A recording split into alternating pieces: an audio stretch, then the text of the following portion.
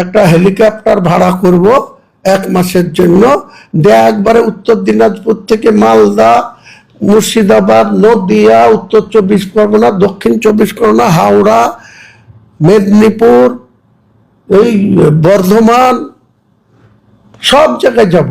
স্কুলের কথা মুসলমানদেরকে খুলে বলি, আর চুরি করে খেতে দেবো না।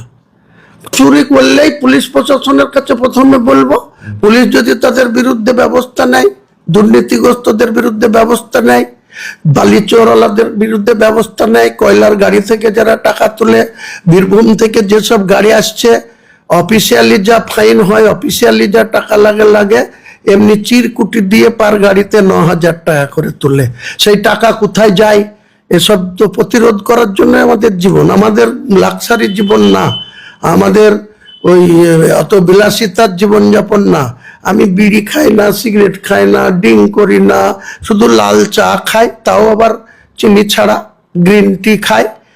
এদের আঁটটি আমি তুলে দেবো 2025 সালের 22শে ডিসেম্বরের পর থেকে। সোজা কথা, কে কত পাঙ্গা নিতে পারে, আর কত চোররা, তুলাবাজরা কত লোকের ভোট টানতে পারে পরীক্ষিত হয়ে আছে।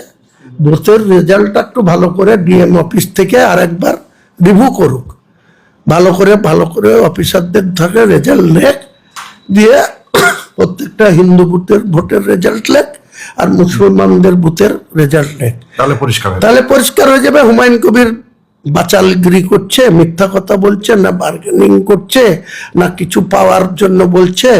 তোমাদের অরিজিনাল চরিত্র তলায় তলায় তোমরা RSS কে মদত দিচ্ছ। 16টা মামলা যার বিরুদ্ধে মমতা ব্যানার্জির পুলিশ করেছে, সে আবার তার ব্লক সভাপতি হচ্ছে। কিসের বিনিময়ে ভাই? ডেলি ওই বালির ঘাটে 3টে ঘাট অফিসিয়ালি ডাক হয়, আর 12টা ঘাটের মাল তুলে পুলিশ আর বেলারও আর ওই তৃণমূলের বড়ুয়ার এইসব নেতারা আর জেলার এই কাঁদির বালারা লুট করছে।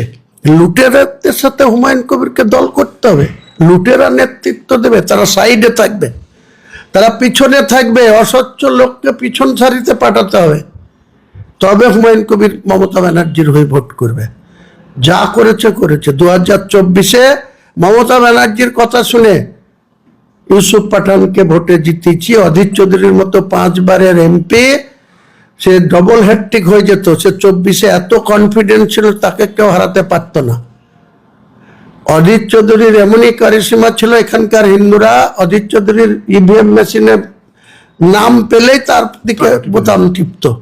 সেই হিন্দুদেরকে আমি পলিটিক্যালি অ্যাটাক করলাম, আমাকে মুসলিমদেরকেও অ্যাটাক করলো যোগী আদিত্যনাথ 30শে এপ্রিল, আমিও 1লা মে তাদের অ্যাটাক করলাম।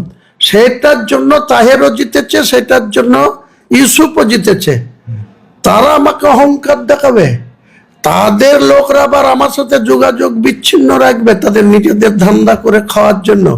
এই MP এখন পর্যন্ত 16 মাস অতিক্রান্ত হয়ে গেছে, MP ল্যাটসে 5 কোটি টাকা করে বছরে পায়, 7টা বিধানসভায় ভাগ করলে 70-72 লাখ করে পার বছরে, 16 মাস অতিক্রান্ত।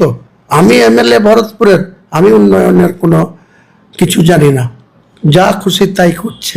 ওই অপূর্বর কথা শুনে যেখানে খুশি যাচ্ছে, যা খুশি তাই করছে, এইসব করে বেড়াবে। আর আমরা ঘোড়ার ঘাস কেটে বেড়াবো?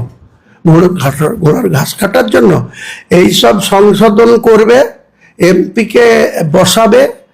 এখানে অভিষেক বন্দ্যোপাধ্যায় আসুক, না হলে MP ইউসুফকে ডাকুক, আবু তাহেরকে ডাকুক, অপূর্বকে ডাকুক, যে কটা MLA আছে ডাকুক, ডেকে সময় দিক। মুর্শিদাবাদের যারা তুলাবাজ, যারা চোর, যারা ছেচোর, তাদেরকে নেতৃত্ব থেকে সরাক, যোগ্য লোককে নেতৃত্ব দিক, তাহলে তৃণমূলের হয়ে ভোট করব।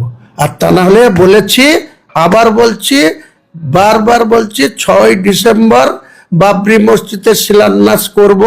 তারপরে 9 তারিখে আরেকটা ধর্মীয় প্রোগ্রাম আছে দেগঙ্গায়, ইন্টারন্যাশনাল একটা প্রোগ্রাম, সেই প্রোগ্রামে ইনভাইট পেয়েছি, সেখানে যাব। তারপরে এসে 22শে ডিসেম্বর সোমবার, আমি পৃথিবীতে আমার মায়ের থেকে ভূমিষ্ঠ হয়েছি সোমবার ভোরবেলায়, তো সেই সোমবার 22শে ডিসেম্বর আমি আমার নতুন পথ চলা শুরু করব এবং আমার 1 পয়েন্ট টার্গেট হবে তৃণমূলের বিরুদ্ধে, বিজেপিরও বিরুদ্ধে। এখানে কংগ্রেস আমার কাছে অচ্ছুত না, আমি 30 বছর কংগ্রেস করেছি, আইএসএফও আমার কাছে অচ্ছুত না, সিপিএম আমার কাছে রাজনৈতিকভাবে সারা জীবন অচ্ছুত ছিল, সেই সিপিএমও আমি আগামী দিনে সিপিএম এর সঙ্গেও গাঁটছাড়া বাঁধবো, তাদের সঙ্গেও সিট শেয়ার করবো, করে এদের কি করে সোজা করতে হয় সেই সোজাটা আমি করে দেখাবো। যাদের কথায় নাচছে, যাদের কথায় এখান থেকে টাকা তুলে নিয়ে যাচ্ছে, তাদের বিরুদ্ধেও 22 তারিখের পর থেকে তাদেরকে এই জেলায় তাড়ি ধরবো। শুধু এই জেলার মানুষের কাছে টাকা তুলে নিয়ে যাবে আর আমাদের বিরুদ্ধে সেটা ব্যবহার করবে।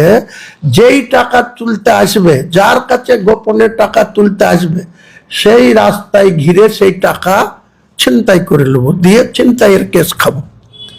টাকা তো তুলে ক্যাশ লি যায়, কোথা থেকে লি যাবে, কিভাবে লি যাবে, কোন নেতা চোর নেতা দিবে আর কে লি যাবে, তা যদি না আমি রুখতে পারি তখন বলে